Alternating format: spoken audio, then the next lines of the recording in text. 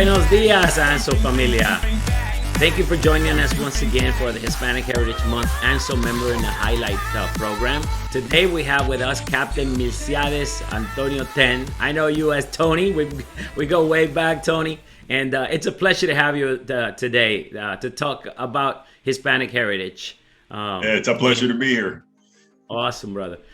So, Tony, the theme for this year's Hispanic Heritage Month is Esperanza, a celebration of Hispanic heritage and hope. Let's talk a little bit about your Hispanic heritage. Sure. So, I was born in the Dominican Republic, and at a very young age, moved to Miami. Moved there with my family. Grew up in Miami. Went to Coral Gables Senior High and graduated. And then soon after I graduated from high school, I joined the Navy. So, but yeah, I'm Dominican. I tell everybody, yeah, I'm Dominican, but I'm from Miami. Dominican from Miami. And Yeah. you know, Tony, the first time that I met you was Cape St. George. You were reporting as a brand new JO, and I was leaving. But we got that message that tells us what officers are coming, and I read this name, Milciades Antonio Ten, and the first thing in my mind is, este es Dominicano. Nobody can have that name if you're not Dominican. And you know what? That made me so happy, because for the longest time I have been the only Dominican on a ship at any command that I have been in, and my brother was in too. And he went to the Naval Academy like you did. It was we were always looking for another Dominicano. And it was such a pleasure just to see and then to meet you. And you're like, yeah, validated, he's Dominican. So why did you join the Navy? What drove you to serve? Well, truth be told, I was going to join the Marine Corps, but I joined in 1991. I was only 17 years old when I graduated high school, and my mom was going to sign my papers. And what was going on early part of 1991, the first Gulf War. And I went to the Marines, and then a friend of mine joined the Navy, and I went to the Navy. The Marines only had certain specialties at the time, ground being, they were looking for grunts. I didn't want to be a grunt. So I went to the Navy. The recruiter was very good. Not only convinced me, but convinced my mom, and I joined the Navy. Yeah. That's awesome. So hey, what a loss for the Marines, but you know what? They're part of the Navy too. So it's great to have you. And so let's talk about what you do for work, right? You're a Navy captain, and that's a big deal, because a Navy captain is the equivalent of a colonel in the Marine Corps, Air Force, or the Army. And the responsibilities are huge. Talk to me a little bit about your current job. Well, so I am the Deputy Commodore for Desron 22 in Norfolk, Virginia. We have 4 ships. We have the Ramage, the Mitcher, the Mahan, and the Laboon under our command. So what I do is I'm the Deputy Commodore right now. I have to go do navigation assessments. I have to make sure that the ships were ready for deployment before deployment. I had to make sure that certain programs like 3M and their combat systems, some of their combat systems programs were good to go. And then I'm also I need to be ready to fill in for the Commodore at any time. Either in the office or out to sea. I was during our workups, I had 2 ships that I took with me, and I was there. I was the on-scene commander for this SAG that I took with me when we were doing a surface action group, when we were doing the workups and things like that. And auto deployment is the same thing. If you need to detach any ships, the Deputy Commodore usually goes with them as the command element for the group. So that's what I do. In essence, that's what I do right now. I mean, I'm a surface warfare officer, just like you were, and we drive ships and shoot missiles and shoot guns for a living. So you're a war fighter, man, and you know a lot of what you said won't translate easy to people. But let me like frame it for folks. Tony is in charge of four of the deadliest ships in the United States Navy, and we're talking about destroyers. And as the Commodore, you don't get to be in that position without having worked hard. So you were the captain of a destroyer, right? And I hate to tell you, you were only the second Dominican in charge of who made captain of a Navy ship, because that was the first one. Hey, but we're right there, brother. But I think you're gonna be the first Dominican who becomes a Commodore, because you're taking over soon, aren't you? Yeah, so I'll be taking over in December as the Commodore of this one 22. And yes, I've had a really good career in the Navy. I can't complain because I've had command twice. Before going to major command, I had command of a coastal patrol ship, a Cyclone class coastal patrol ship, the USS Scirocco, and this was during the Iraq War when we were still doing the missions up in the Oplats and Qasar and things like that. And then I had command of Mitcher, where I was the XO, and then I was the CO for, it was a total of a 3-year tour. So, and now I get to, it's funny because Mitcher is one of the ships in my squadron now. And it's, it's kind of a pleasure to see my ship still doing well, so.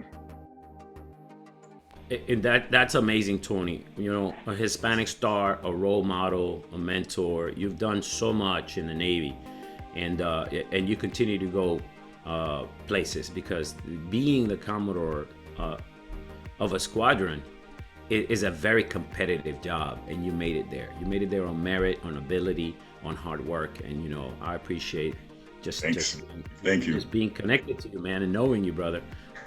Thank you. So. And you know, speaking of knowing you, you're a member of Anso, and actually, you're the one who convinced me to take over the DC chapter as the president. And here I am now, national president of Anso, thanks to you. But you've done a lot. When and why did you join the Association of Naval Services Officers? Well, it's funny that you asked, because I've been in Anso since, I was thinking about this the other day, since 1994 or 1995. Okay, I was I think I was either a plebe or a youngster at the academy when I was first introduced to the organization. So I was a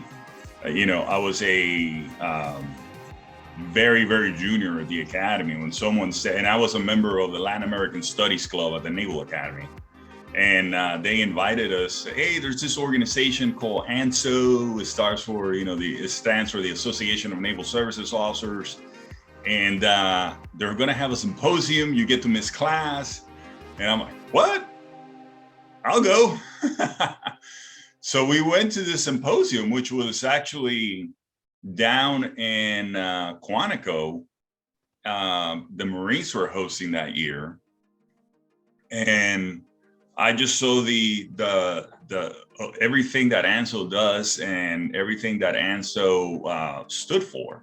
And I met some great people along the way. I mean, I met a Lieutenant Commander Carlos Del Toro on that symposium, and I just kept in touch with him. And then, when he was Commander Del Toro taking over Buckley, I got an invite to go to the Buckley's commissioning ceremony up in New York City, and now, the Honorable Carlos Del Toro is the Secretary of the Navy. So, ANSO has been an integral part of my career ever since I was a midshipman at the academy. And I have been in it every step of the way. I mean, I was an ensign, and when you're out to sea, it's kind of hard to do things with the association, but I've been lucky that every time I've gone to shore, I've been able to go back and kind of pick up from where I started, from where I left off in the organization. So I went out to sea, and I was able to do very little, although even out to sea, I was able to go to certain things when we were in port, on the Cape St. George. I was,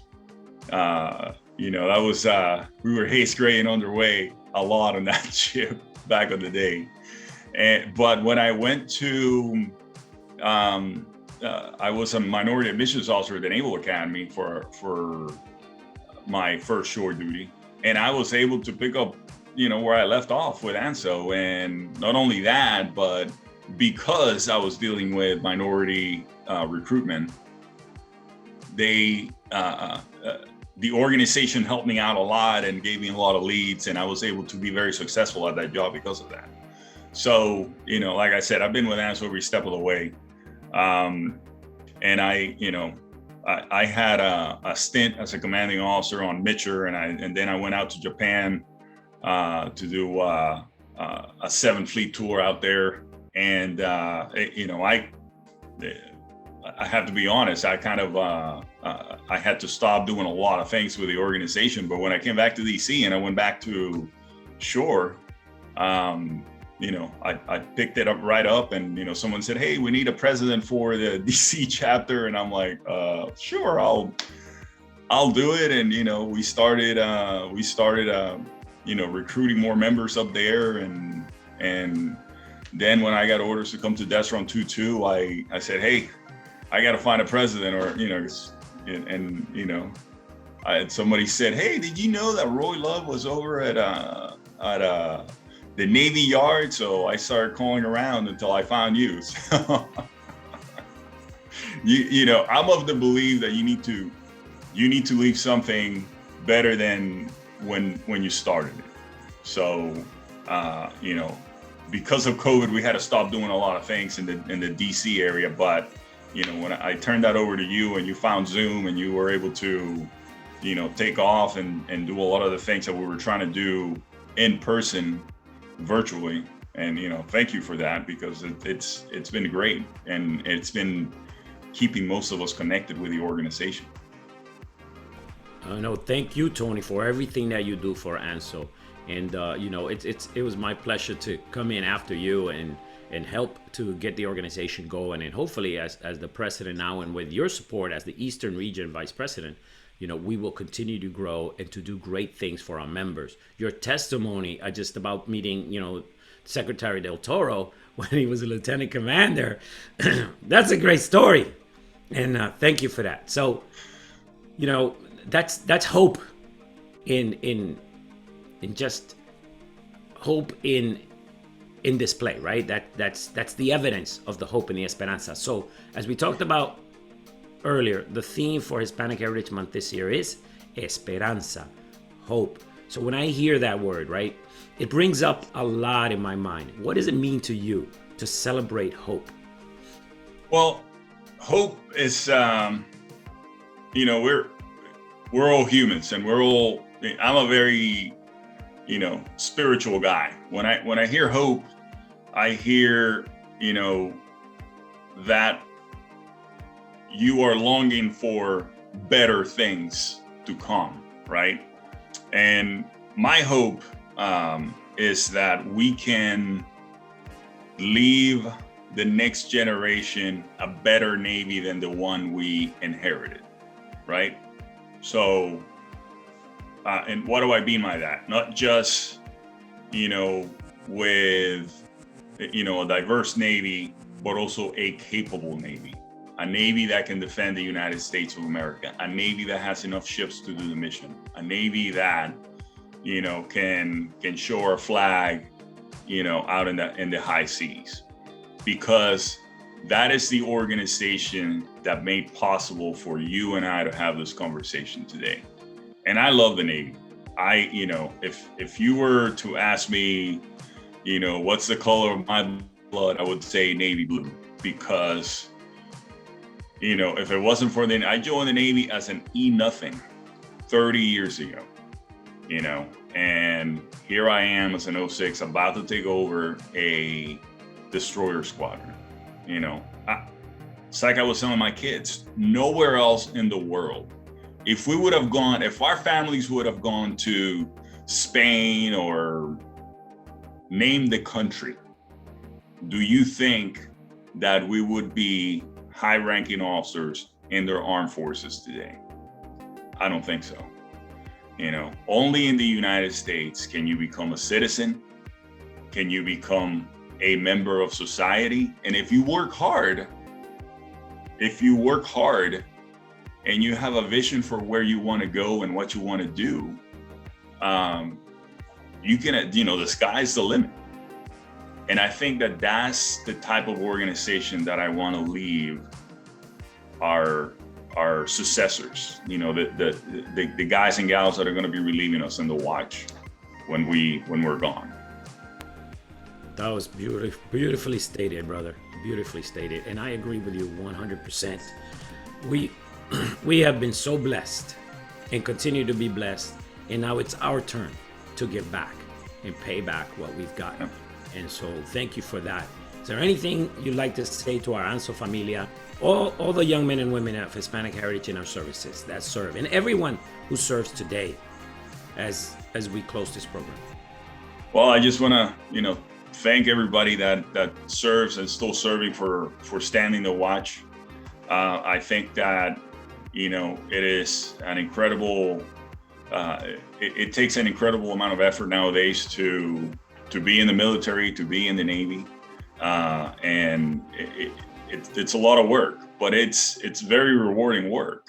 And when you see what we're able to achieve with the Navy and what we're able to achieve in the military, I think that that's commendable. For the Anso members, keep at it, okay? Adelante con Anso, because we need, we need somebody to relieve us. So, at some point, you can't be the president of Anso forever. Somebody needs to step up to the plate and relieve you as a president of Anso. And I think that we have a lot of talent out there that we just need to make sure that they stay engaged, make sure that they stay in the membership roles, and make sure that we who are in the leadership right now keep them engaged by doing these videos and by doing the virtual meeting things like that. And hopefully, when COVID is when we can finally get through with the pandemic, we can get together in person again and start doing some of the events that we've done in the past, because those I think pay a lot of dividend. That personal interaction with each other in a group together means a lot to a lot of people. And I experienced that on Ike. During the deployment, I was embarked, and the death run was embarked on Ike, and they had a great Hispanic Sailors Association, and I was able to engage with them. And you don't know how many young sailors, carrier sailors, which, that was a new animal to me altogether, because I had never deployed on a carrier before. But these guys and gals used to come up to me and say, "Hey, sir, we've never seen a Hispanic officer of such high rank." And I said, "You know what? I'll come talk to you guys. And not only that, but I'm going to bring the CAG, who was also Hispanic, And I brought CAG down there with me one day, and he spoke to them. And then, I used to meet with them regularly and just give them advice and career. I had them start a career development program and things like that. And it was great. But that's the type of stuff that we need to do now. That's the type of engagement that we need to do now in Anso to ensure that we have a future. Because a couple of years ago, Anso was on shaky grounds, and look at where it is now. I think it's in the upswing, and we need to keep it there.